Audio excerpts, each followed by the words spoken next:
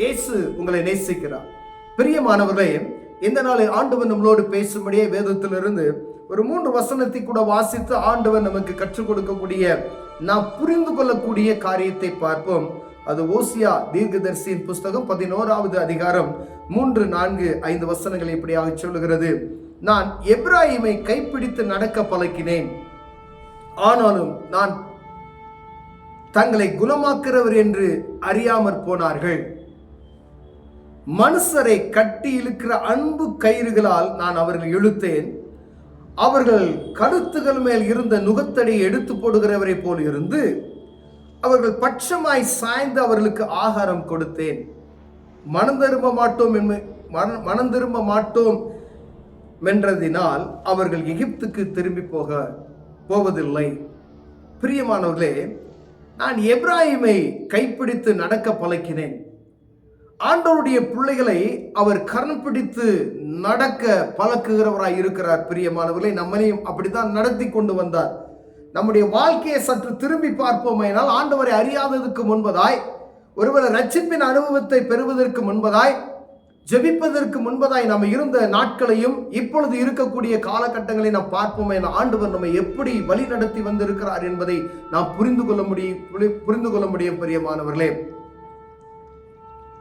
மனுஷரை கட்டி இழுக்கிற அன்பு கயிறினால் எவ்வளவு நேசம் பாருங்க. உலகப்புறமான ஒரு காரியத்துல தவறு செய்தனா தண்டனை தான், மன்னிக்கவே மாட்டான். அரசாங்கமும் சரி, தனிப்பட்ட மனிதனும் சரி, ஒரு தவறு செய்தா என்ன செய்வாங்க, நம்மளை குற்றவாளிகளாய் தான் எப்பொழுதும் பார்த்து கொண்டு இருப்பார்கள். ஆனா அன்பு கயிறினால், தெய்வத்தின் அன்பு கயிறினால், மனுஷரை கட்டி இழுக்கிற அன்பு கயிறினால் அவர்கள் இழுத்தேன். நீ வா என் மக, நீ பாவம் செஞ்சுட்டேன், அவர் தள்ளல. வா, நீ என்ன பாவம் செஞ்சால் வா, என் சமூகத்துக்கு வா, நான் உனக்கு பாவ மன்னிப்பு நிச்சயத்தை தருகிறேன் என்று சொல்லி ஆண்டவர் அழைத்து அம்மை சுத்தப்படுத்தி அவரை அப்பா பிதாவை என்று கூப்பிடக்கூடிய ஒரு புத்திர சுவிகாரத்தின் ஆவியை நமக்கு தந்திருக்கிறார். பிரியமானவர்களே, ஆனா அதெல்லாம் நம்ம மறந்து போய் விடுகிறோம் என்று அவர் வருத்தப்படுகிறதை, பாரப்படுகிறதை நாம் இந்த வேத வசனத்தின் மூலம் பார்க்கிறோம். ஐயா, நான் யார் மதிக்கத்தக்காதவன், நம்மளை பாருங்க, ரோட்ல நடந்து போன சீந்தத்தக்காதவனை ஆண்டவர் அப்பா பிதாவை என்று கூப்பிடக்கூடிய புத்திர சுவிகாரத்தின் ஆவியை தான் தருகிறேன், அன்பு கயிறு நான் உன்னை இழுக்கிறேன் என்று சொல்லி, உன்னை இயேசு நேசிக்கிறார், உன்னை இயேசு நேசிக்கிறார் என்று தெருவெங்கும் சொல்லுகிற சத்தத்தை நம் காதில் தொனித்து கொண்டு இருக்கிறது. நான் குடும்பத்தில் இருக்கிற மனிதன் நம்மை மதிக்க மாட்டான், கூட பிறந்தவன் நம்மளை மதிக்க மாட்டேன்னா, பெற்றவர்கள் மதிக்க மாட்டேன்னாங்க. ஆனா நம் கணவன் மனைவி ஒருவருக்கு ஒரு பாசமற்ற இருக்கிற சூழ்நிலையில, ஐயா உன்னை இயேசு நேசிக்கிறார் என்கின்ற சத்தத்துக்கு நம்ம செவி கொடுக்காமல் தூரப்பட்டு போய் கொண்டு இருக்கிறோமே. நான் கிறிஸ்தவ குடும்பத்தில் வாழ்ந்தவன், கிறிஸ்தவ பரம்பரையா நான் கிறிஸ்தவனாய் இருப்பது என்ற பேர் பெருமையோடு இருந்து கொண்டு இருக்கிறோமே. ஆனா இயேசு உன்னை நேசிக்கிறார் என்ற சத்தத்துக்கு செவி கொடுக்காதபடி அன்பு கயிறு உன்னை கட்டி இழுக்கும் பொழுது தூரப்பட்டு போகிறவனாய் காணப்படுகிறோமே என்று ஆண்டவர் வருத்தப்படுகிறார். பிரியமானவர்களே, அவர்கள் கழுத்தில் இருந்த நுகத்தடி எடுத்து, ஏன் பாரத்தை, ஏன் நம்ம மேல இருக்கிற பாரத்தை எடுத்து அவர் சாய்ந்து, அவர் பக்கமாய் சாய்த்து எடுத்து போட்டு அவர்கள் பட்சமாய் சார்ந்து அவர்களை நான் ஆகாரம் கொடுத்தேன். நம்ம மேல நேசம் வைத்தது நிமித்தமாய், பாசம் வைத்தது நிமித்தம் நம்ம மேல இருக்கக்கூடிய பாரங்கள் எல்லாம் அவர் சுமந்து கொண்டு நமக்கு ஆகாரம் கொடுக்கிறாராம். எப்படியாவது என் பிள்ளை என் பக்கத்துல வருவான், என்னை சார்ந்து கொண்டு விடுவான் என்பதற்காக ஆண்டவர் ஒவ்வொரு நாளும் நம்ம பக்கத்துல வந்து நம்முடைய பாரங்களை எடுத்து போட்டு அவர் அன்பு கயிறினால் நம்மை இழுத்து நமக்கு அன்றாட உணவுகளை கொடுக்கிறார் என்று வேதம் சொல்லுகிறது. பிரியமானவர்களே,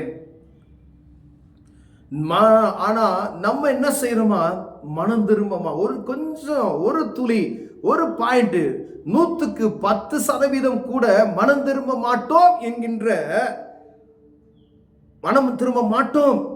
அந்த இன்னைக்கு திருந்திரலாம், நாளைக்கு திருந்திரலாம், இந்த காரியத்தை விட்டு நாளைக்கு போயிடலாம், இன்னைக்கு நம்ம வீட்டில் இன்னைக்கு ஒரு ஃபங்க்ஷன் இருக்கு, இந்த ஃபங்க்ஷனை நம்ம அட்டெண்ட் பண்ணிட்டோம்னா என்ன செய்யலாம், நாளைக்கு ஏன்னா இது மிஸ் ஆயிருமே.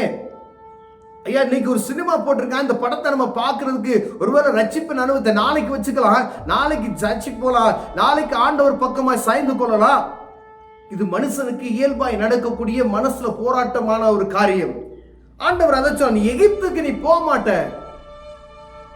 ஆனா உன்னை அந்த பக்கமாக ஆண்டவருடைய சமூகத்துல மனம் திரும்ப மாட்டோம் என்கிறது. அவர்கள் எகிப்துக்கு போக மாட்டீங்க, ஆனா நான் மனம் திரும்ப மாட்டேன், நாளைக்கு நாளைக்கு நாளைக்கு என்று சொல்லுகிற நமக்குள்ள இருதயத்துல பேசுகிற சத்தம் உங்களுக்கும் எனக்கும் கேட்டுக்கொண்டு இருக்கிறதா என்று பார்க்க முடியாது. நீங்க சிந்திச்சு பாருங்க.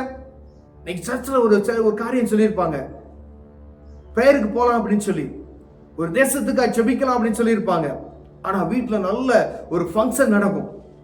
ஐயோ மிஸ் ஆயிருமே, எல்லாம் கூட்டம் கூடி இருப்போம், ஜாலி, கூத்து கும்மாளம், ஜாலி, ஹாப்பினஸ். ஆனா அழிந்து போகிற ஆத்மாக்காய் ஜெபிக்கிறதுக்கு அங்க ஆட்களை தேடிக்கொண்டு இருக்கிற உங்களை தான் தேடிக்கொண்டு இருக்கிறார். ஆனா நம்மளால முடியல. இன்னைக்கு ஒரு பெரிய ஒரு பார்ட்டி பசங்களாம் சேர்ந்து சொல்லியிருப்பாங்க, நம்ம ஒப்பு கொடுத்திருப்போம், இனிமேல் நான் குடிக்க மாட்டேன் ஆண்டவரே அப்படின்னு சொல்லி, மதுபானத்தை நான் தொட மாட்டேன் ஆண்டவரே அப்படின்னு. ஆனா சோதனைக்கு நாள் உங்களுக்கு என்ன வரும்? அன்னைக்கு தான் உன் ஃப்ரெண்ட்ஸ் எல்லாம் உன்னை கூப்பிடுவான். ஃப்ரெண்ட்ஸ் எல்லாம் கூப்பிட்டு நீங்க இன்னைக்கு ஒரு நாள் ஜாலியா இருக்கலாம் வா அப்படின்னு சொல்லி வஞ்சிக்கிறான் பிசாசு உங்களை. ரொம்ப கவனமாய் இருக்கும்படி ஆண்டவர் உங்களோடு இடைபடுகிறார் சகோதரனே, சகோதரியே. அப்படிப்பட்ட சூழ்நிலை வரணும், கடினமாய் அந்த இடத்துல நீங்க ஒப்பு கொடுப்பீர்களானால் ஆண்டவர் பக்கமாய் நாம் சாய்ந்து கொள்வதற்கு ஆண்டவர் நமக்கு உதவி செய்வார். மனிதனுக்கு ஏற்படுகிறது சோதனை. நீங்க சோதனைக்கு உபவாசம் பண்ணுகிறேன்னு சொல்லுங்க, அன்னைக்கு தான் பசி எடுக்கும், அன்னைக்கு தான் வீட்டுல பிரியாணி போடுவான், அன்னைக்கு தான் உங்க உறவினர் வீட்டுக்கு கூப்பிடுவாங்க. உங்களுடைய உபவாசத்தை கெடுப்பதற்கு சத்துரு கொண்டு வருகிற கண்ணிகள் என்பதை நான் புரிந்து கொள்ளணும். அப்படிப்பட்ட காரியத்துல வைராக்கியம் உள்ளவனாய் நான் நிற்பேன் என்று சொன்னால் ஆண்டவர் உங்களை உயர்ந்த ஸ்தானத்துக்கு அழைத்து செல்ல வல்லமையுள்ளவராய் இருக்கிறார். பிரியமானவர்களே, அவருடைய பிள்ளை என்கிற அதிகாரத்தை நமக்கு கொடுத்திருக்கிறார். அதை புரிந்து கொள்வதற்கு எத்தனை பேருக்கு நம்ம மனது இருக்குன்னு தெரியல. வானத்தையும் பூமியும் அண்ட சராசரங்களை படைத்தவர் நம்ம பிள்ளையை ஏற்றுக்கொண்டு அப்பா பிதாவே என்று கூப்பிடக்கூடிய புத்திர சுவிகாரத்தின் ஆவியை கொடுத்திருக்கிறானா, இதற்கு மேலான ஒரு பெருமை நமக்கு என்ன வேணும்? ஏன்னா ஒரு தேசத்தினுடைய ஒரு பெரிய அதிகாரத்தில் இருக்கக்கூடிய பிள்ளை என்பது சொல்லுகிற ஒரு காரியம் உண்டு. அவர்களுக்கே அப்படிப்பட்டதுன்னா, ஐயா அண்ட சராசரங்களை சிருஷ்டித்தவர், காற்றை பண்டக சாலையத்தில் வந்து கையில் அரசாளுகிறவர் அவர், மனுஷனை அல்ல. நம்ம சுவாசிக்கிற காத்த அவர் பண்டக சாலையிலிருந்து அனுப்புறாராம். அப்படிப்பட்ட சர்வ வல்லமையில தேவனை ஆராதிக்கிற நாம் அவரை அப்பா என்று கூப்பிடுவதற்கு அதிகாரம் கொடுத்திருக்கிறாரே, அவருக்கு கீழ்ப்படுகிறதுக்கு நம் இருதயத்தை கொடுக்காதபடி உலகத்துல நம்ம பாவத்துக்கு நேர தள்ளி நரகத்துக்கு கொண்டு போகிற காரியத்துக்கு செவி கொடுத்து இருக்கிற இருதயத்தை எப்படி கடினமாய் இருதயமாய் இருக்கிறது பாருங்களேன்.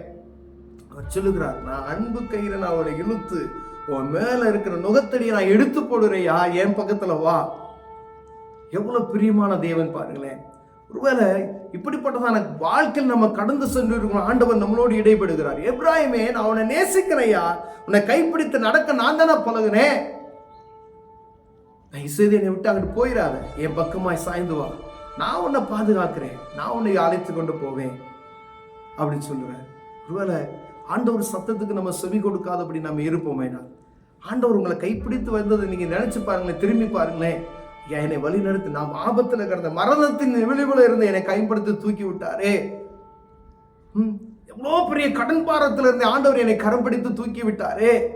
ஐயா ஊரெல்லாம் எல்லாம் என்னை நெருக்கி கொல்லுவதற்கு போல வந்தார்களே, அங்கிருந்து என்னை கரம் பிடித்து தூக்கினார்களே, நான் மறந்து போய் தூரப்பட்டு என் பாவத்தை நோக்கி ஓடிக்கொண்டு இருக்கிறேனே. வேலை ஆண்டவர்களோடு பேசினாரா?